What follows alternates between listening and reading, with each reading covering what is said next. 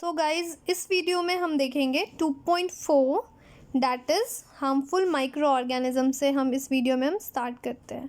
यहाँ तक हम पढ़ चुके अपने लास्ट वीडियो में, कंटिन्यू करते हैं हार्मफुल माइक्रो ऑर्गेनिज्म से।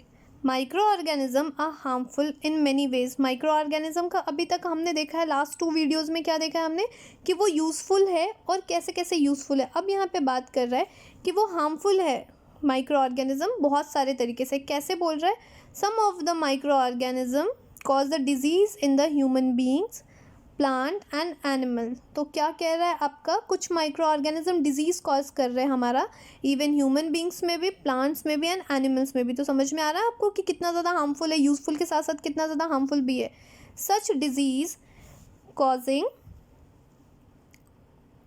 Microorganism are called pathogens. तो जो डिजीज़ कॉजिंग माइक्रो ऑर्गेनिज्म है उनको हम क्या बोल रहे हैं बच्चों? पैथोजेन कह रहे हैं हम उन्हें। Some micro organism spoil food, clothing and leather. कुछ माइक्रो ऑर्गेनिज्म क्या कर रहे हैं, आपको फूड को भी स्पॉइल कर रहे हैं, क्लोथ को भी और लेदर को भी ख़राब कर रहे हैं। Let us study more about their harmful activities. अब देखिए इनके हार्मफुल एक्टिविटीज़ क्या क्या है। तो पहला बोल रहा है आपको disease causing micro organism in humans. तो ह्यूमन्स में कैसे वो डिजीज़ कॉज कर रहे हैं?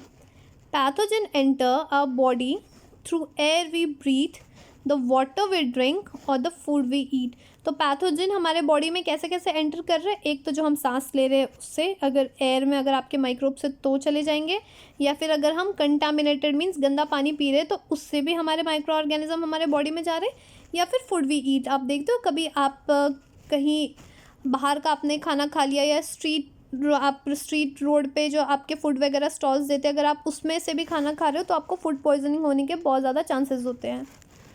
They can also get transmitted by direct contact with an infected person और कैरिड बाई एन एनिमल। तो ये तो समझ में आ गया। यहाँ पे जो ऊपर 3 एग्जांपल दे रहा है कि अगर आप सांस ले रहे हो या वाटर इनटेक कर रहे हो या फिर फूड खा रहे हो, पर कह रहा है कि ये आपको ट्रांसमिट हो रहा है कैसे? कोई डायरेक्ट पर्सन से, या तो अगर मान लो किसी को खांसी जुकाम है, आप उससे मिले हो, ठीक है, आप उसके एक्सपोजर में आ गए, तो क्या हो सकता है, आपको माइक्रो ऑर्गेनिज्म आपके अंदर भी आ सकता है और आपको कोई डिजीज़ कैरी हो सकता है। Microbial disease that can spread from an infected person to the healthy person through air. तो जैसे मैंने आपको एग्जांपल दिया, अगर आप कोई इन्फेक्टेड पर्सन से मिल रहे हो, अगर आप हेल्दी हो तो कैसे आप इन्फेक्ट हो सकते हो? या तो थ्रू एयर या वाटर या फूड और physical contact are called communicable disease. तो वैसा डिजीज़ जो डायरेक्टली कम्युनिकेबल हो जाए, या तो एयर से या वाटर या फूड या फिजिकल कॉन्टैक्ट, तो उसको आप क्या बोलते हैं? कम्युनिकेबल डिजीज़ बोलोगे। कम्युनिकेबल डिजीज़ का एग्जाम्पल क्या है? ये आपको डेफिनेशन आएगा बिल्कुल कि define communicable disease and what are the examples of communicable disease. तो क्या हो गया आपका? Cholera, common cold, chickenpox and tuberculosis. तो आपने देखा है कॉमन कोल्ड बहुत ज़्यादा कॉमन है। अगर मान लो घर में अगर किसी को सर्दी जुकाम हो जाती है कभी भी टाइम पे, तो अगर आप अपनी मम्मी के साथ सो रहे हो, पापा के साथ सो रहे हो, तो क्या हो रहा है, वो चीज़ आपको भी हो जाती है, क्योंकि ये बहुत ज़्यादा ईजिली कम्युनिकेबल है। फाइन। कह रहा है आपको when a person suffering from common cold sneeze, तो क्या होता है, fine droplet of the moisture carry the 1000 of the virus and spread in a air. तो अभी जैसे मैंने आपको एग्जाम्पल दिया कि अगर घर में एक को भी कॉमन कोल्ड है तो आपको बहुत ज़्यादा चांसेस होते हैं कि दूसरों को भी हो जाए। तो वो क्यों होता है? जब आप खांसते हो या फिर स्नीज करते हो तो क्या होता है कि इवन थोड़ा भी ड्रॉपलेट्स अगर आ गया आपके मॉइस्चर में, तो इट मीन्स आप ये समझो कि उसमें 1000s ऑफ वायरस प्रेजेंट है। तो वो एयर में वो क्या होगा बच्चों, हर जगह सराउंडिंग में आ जाएगा आपको। द वायरस में enter the body of a healthy person while breathing and cause infection. तो क्या होगा, वायरस क्या होगा, हेल्दी पर्सन में भी एयर के थ्रू बहुत ईजिली चला जाएगा और इन्फेक्शन को कॉज करेगा। इसलिए कहते हैं कि जब भी आपको सर्दी जुकाम हो तो आप हाथ रख के खांसिए या आप हैंकी रख लीजिए, इसी वजह से कि अगर आप इन्फेक्टेड है तो हेल्दी पर्सन आपके अगर साथ है तो वो इन्फेक्ट ना हो, आपके ड्रॉपलेट्स एयर में ना जाए, तो इससे क्या होगा, कोई और इफेक्ट नहीं होगा। यहाँ कह रहा है आपको then how do you prevent the spread of the communicable disease. तो आप कम्युनिकेबल डिजीज़ को जो आपको यहाँ पे हमने पढ़ा है, आप उसको बचाओगे कैसे, आप उसे प्रिवेंट कैसे कर रहे हो? कह रहा है we should keep a handkerchief, means आप हैंकी रखिए, on a nose and a mouth while sneezing in it. It is better to keep a distance from the infected person.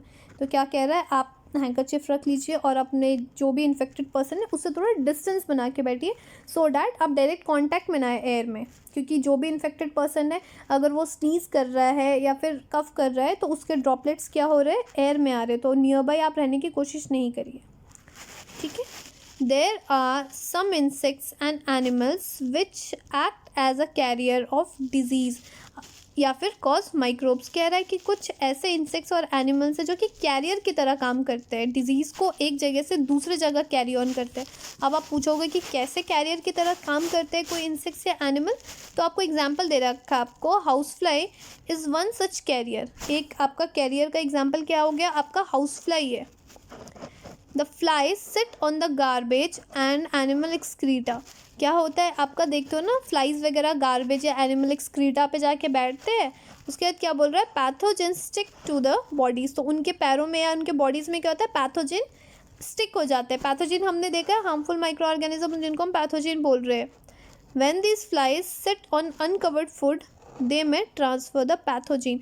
तो बोल रहा है कि अगर आपको जहाँ पे किचन में भी क्या होता है, कभी कभी आप खाना को कवर करना भूल जाते हो, या फिर बाहर भी आपको स्ट्रीट फूड वगैरह अगर वो कवर्ड नहीं है तो आपको फ्लाइज आके वहाँ बैठ जा रही है और उसी चीज़ को अगर आप खाओगे तो आप बीमार पड़ जाओगे.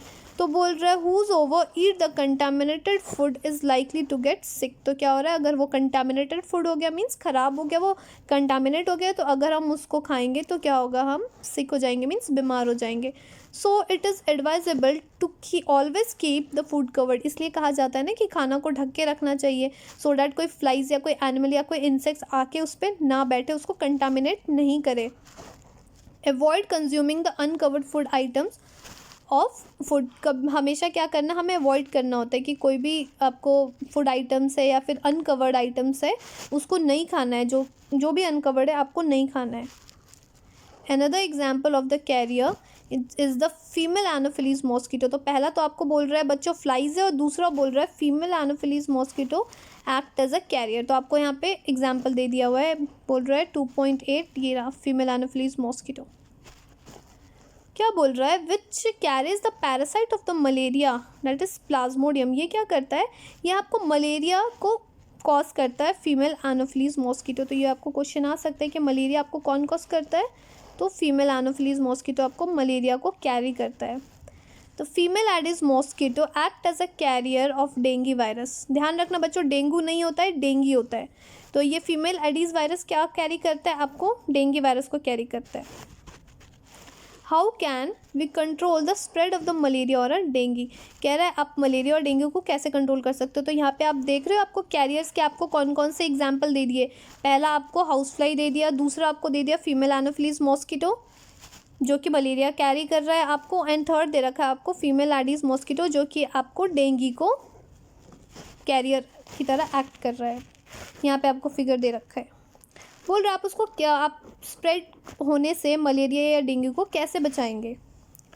बोल रहा है why does the teacher keep telling us that not to let water collect anywhere in the neighbourhood या फिर नेबर में आप क्या करते हो कि आपके आसपास में टीचर्स कहते हैं ना कि पानी इकट्ठा नहीं होना चाहिए, क्यों बार बार लोग कहते रहते हैं.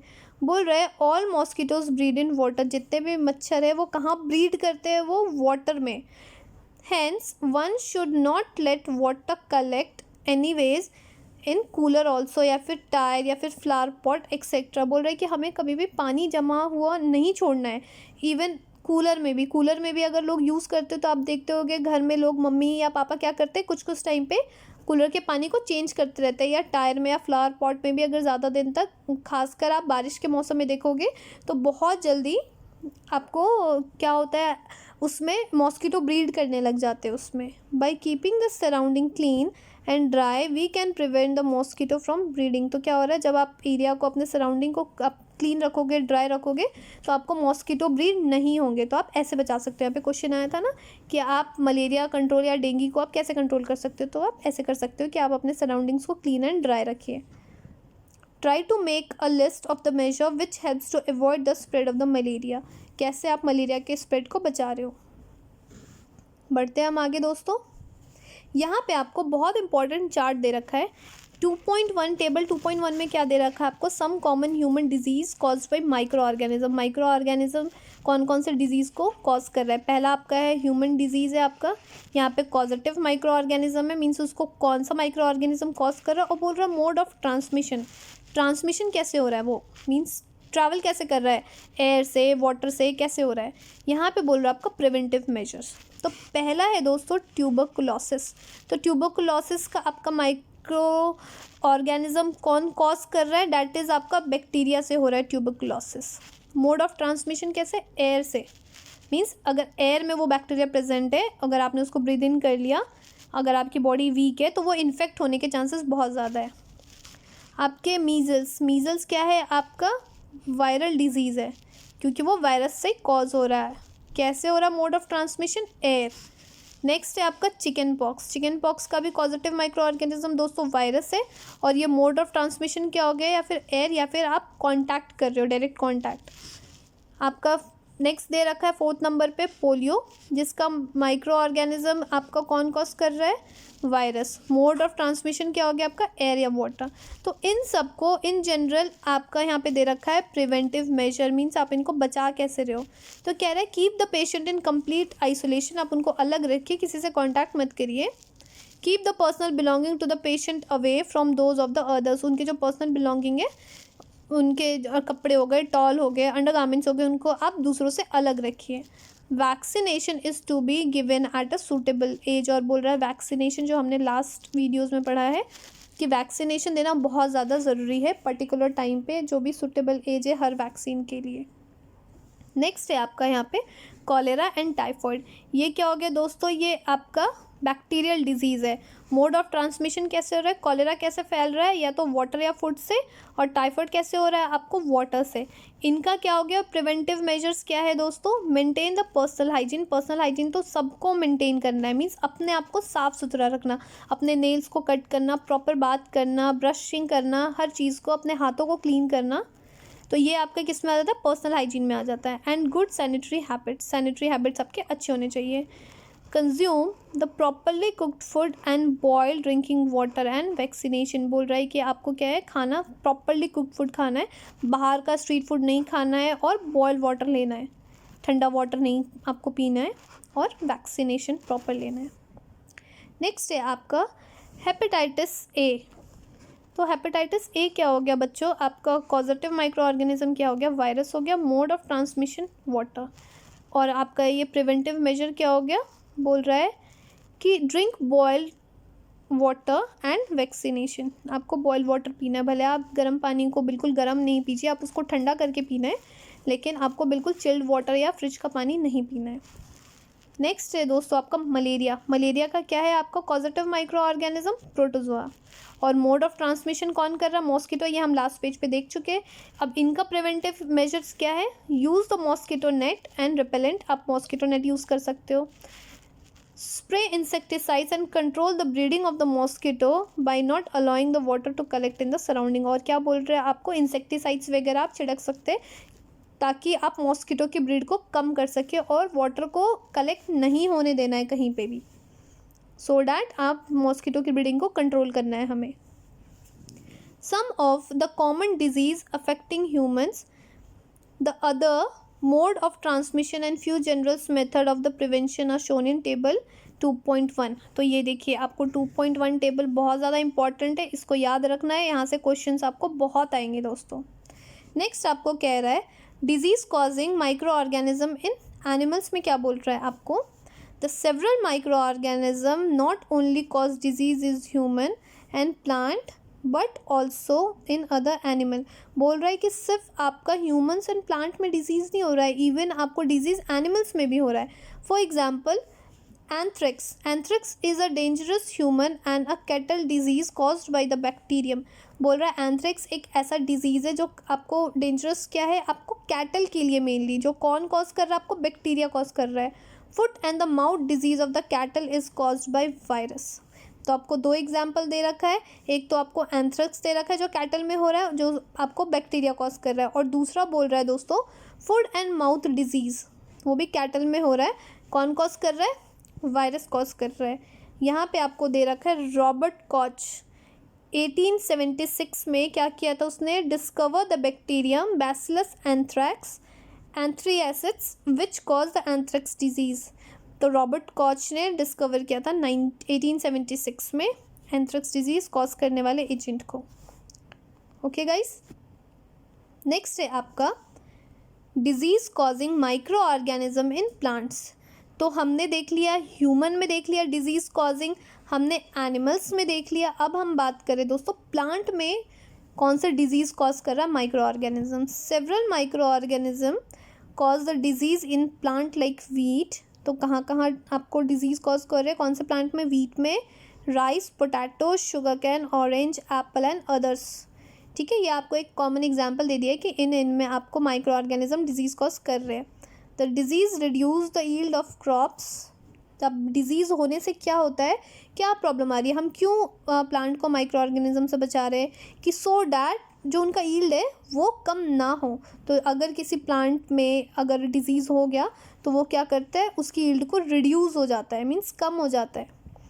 दे कैन बी कंट्रोल बाय, तो वो कैसे कंट्रोल हो रहे हैं, so they can be control by the use of certain chemicals which kill the microbes. तो हम उनको कंट्रोल कैसे करते हैं, कुछ केमिकल्स से कंट्रोल करते हैं जो कि आपको माइक्रोब्स को किल करने में हेल्प करते हैं। यहाँ पे आपको एक टेबल दे रखा है, some common plant disease caused by micro organism. तो क्या है आपका प्लांट डिजीज़, और यहाँ पे माइक्रो ऑर्गेनिज्म और मोड ऑफ ट्रांसमिशन। तो प्लांट डिजीज़ है आपका साइट्रस कैंकर, जो कि आपको कौन सा माइक्रो ऑर्गेनिज्म उनको कॉज कर रहा है, बैक्टीरिया के वजह से हो रहा है। और ये कैसे ट्रांसमिट हो रहा है बच्चों, एयर से ट्रांसमिट हो रहा है। नेक्स्ट आपको एग्जांपल दे रखा है रस्ट ऑफ व्हीट, बहुत ज़्यादा इंपॉर्टेंट है। इनका माइक्रो ऑर्गेनिज्म क्या है आपका, फंजाई है, और मोड ऑफ ट्रांसमिशन क्या है दोस्तों, एयर एंड सीड्स। थर्ड है आपका येलो वेन मोजाइक ऑफ भिंडी या फिर ओकरा, ये भी काफ़ी इंपॉर्टेंट है। कौन सा माइक्रो ऑर्गेनिज्म कॉज कर रहा है, वायरस, और मोड ऑफ ट्रांसमिशन कैसे हो रहा है, इंसेक्ट से हो रहा है। तो समझ में आ रहा है आपको कि कितने डिफरेंट आपके डिजीज़ हो रहे हैं, इवन प्लांट में, ह्यूमंस में, एनिमल्स में, बहुत डिफरेंट आपके डिजीज़ेज़ हो रहे हैं। आपको इसको याद करना है, ये जो चार्ट दे रखा है आपको लास्ट पेज में भी ह्यूमंस का और ये प्लांट का, तो आपको इसको ध्यान रखना है कि कौन सा डिजीज़ किससे हो रहा है और मोड ऑफ ट्रांसमिशन क्या है। नेक्स्ट आपको दे रखा है दोस्तों फूड पॉइजनिंग। फूड पॉइजनिंग क्या है, ये आपने सुना होगा ये वर्ड कि मेरे को कल फूड पॉइजनिंग हो गया। बच्चों का आजकल बहुत ज़्यादा फूड पॉइजनिंग होता है। दोस्त कभी आते स्कूल में आते बोलते हैं कि हाँ मैं कल स्कूल नहीं आया, मेरे को फूड पॉइजनिंग हो गया। तो क्या है ये फूड पॉइजनिंग जो हम बात कर रहे हैं, क्या है ये फूड पॉइजनिंग। कह रहा है Boojho was invited by his friend to the party and he ate a variety of food stuff. क्या हो गया, उसने बहुत सारे वेराइटी ऑफ फूड स्टफ खा लिया। On reaching home he started vomiting and had to taken to a hospital. बहुत vomiting होने लगे, उसे हॉस्पिटल लेके गए। तो क्या हुआ उसमें, the doctor said that the condition could be due to a food poisoning. तो कंडीशन क्या आपको, फूड पॉइजनिंग। तो हम बात करते हैं फूड पॉइजनिंग है क्या। Paheli wonders how food can become poison. तो हम कहते हैं ना फूड पॉइजनिंग, तो पहली जानना चाहते हैं कि फूड जो हम खा रहे हैं वो पॉइजन की तरह कैसे एक्ट कर रहे हैं। Food poisoning could due to the consumption of the food spoiled by some micro organism. तो क्या हो रहा है कि अगर आपने कोई स्पॉइल्ड फूड खा लिया, जो सड़ा हुआ, जो ख़राब फूड है, आपको पता नहीं लगा और आपने खा लिया, तो क्या हो रहा है, फूड पॉइजनिंग कॉज हो रहा है। The micro organism that grow in food sometime produce the toxic substances. तो क्या हो रहा है, माइक्रो ऑर्गेनिज्म जब फूड पे एक्ट करता है तो वो क्या प्रोड्यूस करता है दोस्तों, टॉक्सिक सब्सटेंसेस प्रोड्यूस करता है। These make the food substances और a food poisoning cause a serious illness. तो ये क्या कर रहा है, आपको सीरियस इलनेस कॉज करता है एंड इवन डेथ। तो इवन क्या करता है, आपको डेथ भी कॉज हो जाता है। So it is very important that we preserve the food to prevent it from being spoil. तो हमें इस चीज़ को ध्यान रखना है कि जो भी हम खाना आपका रखा हुआ है उसको प्रिजर्व करना है, कैसे कि वो स्पॉइल्ड ना हो, कोई माइक्रो ऑर्गेनिज्म उसे ख़राब ना करे।